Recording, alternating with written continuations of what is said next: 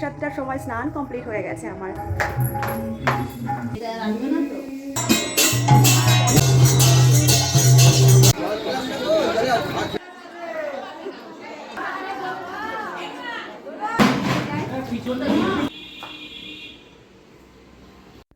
Hello everyone, আশা করছি তোমরা সবাই খুব ভালো আছো। আমরাও বেশ ভালোই আছি। আজ চলে এলাম একদম তোমাদের সামনে সম্পূর্ণ একটা অন্য রকমের ব্লগ নিয়ে। ঘড়িতে এখন সময় দুপুর 3:45 মতো, আর আমি এসে গেছি পাড়ারই এক দিদিভাইদের বাড়িতে। ওদের নিচতলাটিতেই চলে এসেছি, আর আমরা দেখো পাড়ার অনেকে মিলে এক জায়গায় বসে পড়েছি। সবাই মিলে এক জায়গায় হয়েছি। এখানে আরও অনেক দিদিভাইরা আসবে, কাকিমারা আসবে। এখানে দেখতেই পাচ্ছ, দেখো অনেক রকমের বাসনপত্র, সবজি, অনেক মানুষজন। আর আমরা সবাই চলে এসেছি এখানে সমস্ত সবজিগুলো কাটাকাটি করতে।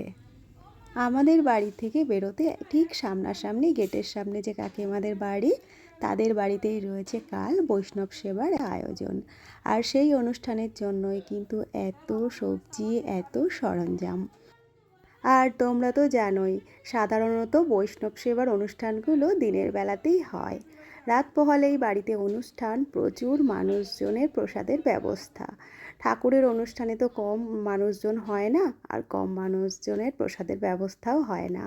তাই সমস্ত কাটাকাটি বাছাবাছি আজই করে রাখা হচ্ছে। পাড়ার সমস্ত বউ মেয়েরা একসঙ্গে বসে সমস্ত কাটাকাটি বাছাবাছি।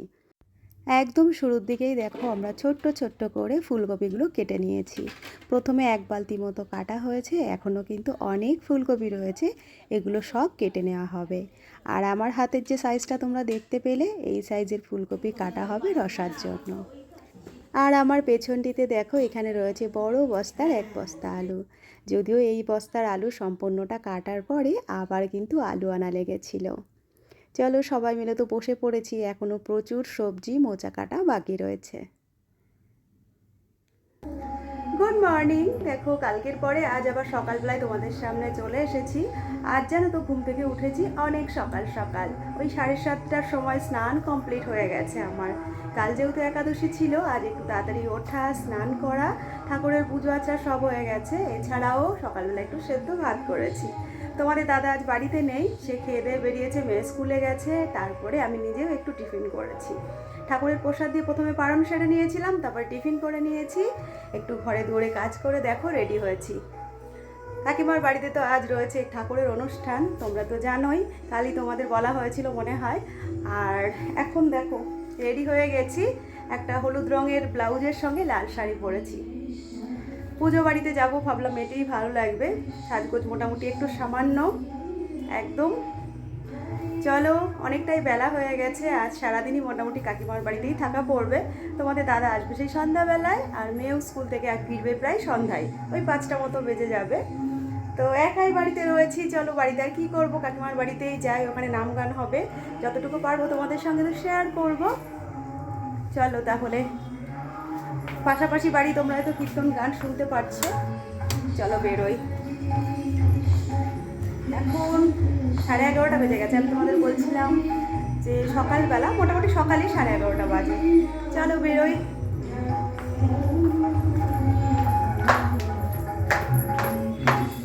বাড়ির থেকে তাড়াতাড়ি করে রেডি হয়ে চলে এসেছিলাম কাকিমার বাড়িতে। ওখানে আসার পরে দেখলাম এখনও নাম গান কিছুই শুরু হয়নি। তার কারণ ঠাকুরের কিছু ভোগের জিনিসপত্র রান্না এখনও বাকি ছিল। তো এখানে পাশেই এক দিদিভাইয়ের বাড়িতে এলাম, ওখান থেকে ভোগের সমস্ত প্রসাদ রেডি করা হয়ে গেছিল। তারপরে দেখো আমরা সবাই মিলে চলে এসেছি কাকিমার বাড়ির ছাদে। আজ যে অনুষ্ঠানটি হচ্ছে, এই অনুষ্ঠানটি কিন্তু কাকিমার বাড়ির ছাদেই হচ্ছে। ঠাকুরের সামনে আসার পরে মূর্তিটি নিজে তো 2 চোখ ভরে দেখলাম, তোমাদেরও একটু দেখিয়ে দিলাম। কাকিমাদের বাড়িটি জানো তো অনেকটা আমাদের বাড়ির মতো। খোলামেলা বলতে ওই বাড়ির সামনেটুকু। যদিও কাকিমার বাড়িতেও সেরকম বড় উঠোন নেই, আর আমার বাড়িতেও নেই, তাই ছাদেই সমস্ত অনুষ্ঠানগুলো করতে হয়। ছাদের এক প্রান্তে রয়েছে ঠাকুরের আসনটি, যেটি ফুল দিয়ে সুন্দর করে সাজানো হয়েছিল, আর এক প্রান্তের দিকে আমাদের বসার জন্য জায়গা করা হয়েছিল। সেখানটিতেই আমরা সবাই মিলে বসেছিলাম, আর যারা বড়রা ছিলেন সবাই মিলে তিলক কাটছিলেন আর আমাদেরও তিলক কেটে দিয়েছিলেন। এখন দেখো ঠাকুরকে ভোগ দেওয়া হয়েছে আর তার সামনেই নামগান চলছে। এরপরে হবে ভোগ আরতি, তারপরে হবে নামগান সমাপ্ত। দুপুরবেলায় যাদের জন্য প্রসাদের আয়োজন করা হয়েছে তারপরে হবে প্রসাদ বিতরণ।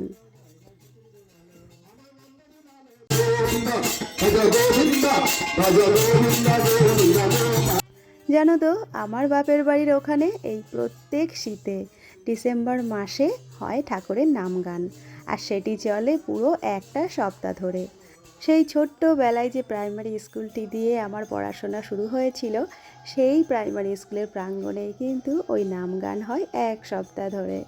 আর ছোটোবেলায় নাম গান কীর্তন কার কেমন লাগে জানি না, আমার কিন্তু খুব একটা খারাপ লাগতো না।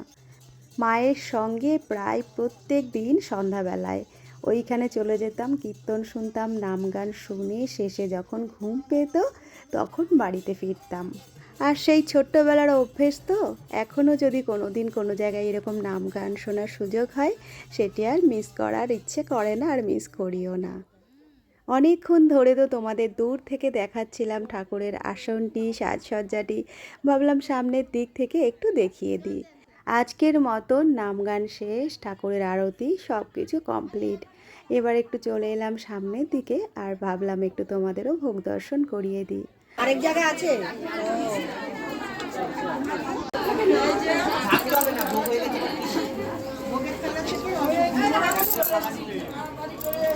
ওই জায়গার থালা ফেলছে কেন? ভাজাগুলো ভেজে থালায় তোলো, ওখানে বাটিগুলো তোলো। ঘড়ির কাঁটায় সময় বলছে এখন বেলা 3টে। নিচে আসার পরে দেখো মানুষজনের ঢলটা কতখানি। দুপুরবেলার সময় এইখানে এসে সবার সঙ্গে একটু বসে গল্প করছি। চারিদিকে মানুষজন, পাড়ার তো প্রায় সবারই নিমন্ত্রণ, এছাড়াও আত্মীয় স্বজন, বন্ধু বান্ধব, বাইরের লোক, ভিড়টাও প্রচুর। তাই আমরা সবাই মিলে একসঙ্গে বসে একটু গল্প করছিলাম। এরপরে ব্যাচ একটু একটু করে ফাঁকা হলে তারপরে গিয়ে সবাই মিলে একসঙ্গে বসবো, আর একসঙ্গে পাড়ার বউ মেয়েরা সবাই মিলে প্রসাদ নেব।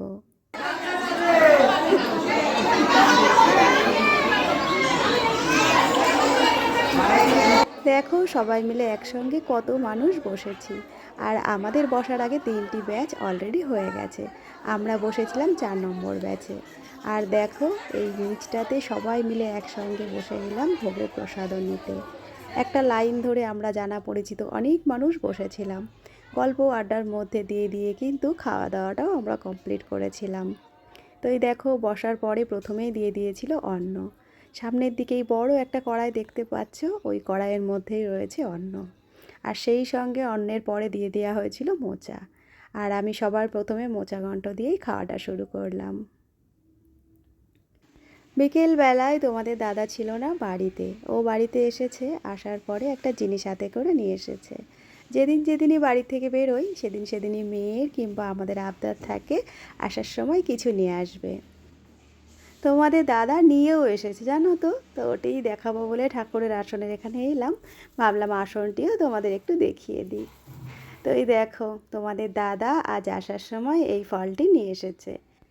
এখন এই ফলটির সাথে তোমরা অনেকেই পরিচিত, আবার অনেকেই পরিচিত না। আমি যদিও খুব কম দিনই হলো এই ফলটির সঙ্গে আর কি পরিচিত হয়েছি। প্রায় বছরখানিক আগে কি বছর দেড়েক আগে তোমাদের দাদা একবার নিয়ে এসেছিল এই ফলটি। তখন কিন্তু এই ফলটির নাম আমি জানতাম না। তো আসার পরেই জানতে পেরেছি এই ফলটির নাম পার্সেমন। আর এখন কিন্তু এই ফলটি অনলাইনে খুব দেখা যাচ্ছে, সবাই এটি নিয়ে খুব চর্চাও করছে। তো যাই হোক, ফলটি খেতে ভীষণই ভালো। তো এখন তোমাদের দাদা নিয়ে এলো, ওকে আমি খেতে দেবো, ভাবলাম তার আগে ফলটি একটু দেখিয়ে দিই। তো এই ফলটি রয়েছে একটু পাকা, এটিই ভাবছি এখন কাটবো। আর ওখানে আরও রেখে দেবো 2টি, সেই 2টি হলো ঠাকুরের পুজোর জন্যে আর কি রাখা থাকবে। 3টি ফল এরকম নিয়ে এসেছে, আর ফলগুলো দেখো কতটা বড়। এদিকে ফলগুলো তো দেখানো হয়ে গেল, এবারে চলো, তোমাদের দাদা তো বাড়ি ছিল না বললাম, সে বাড়ি এসে টেবিলে বসে আছে, তাকে খেতে দেব। আর এখানেই শেষ করব আজকের ব্লগটিও। রোজকার মতন আবার তোমাদের সঙ্গে দেখা হবে পরের একটি নতুন ব্লগে। সবাই খুব ভালো থেকো, সুস্থ থেকো।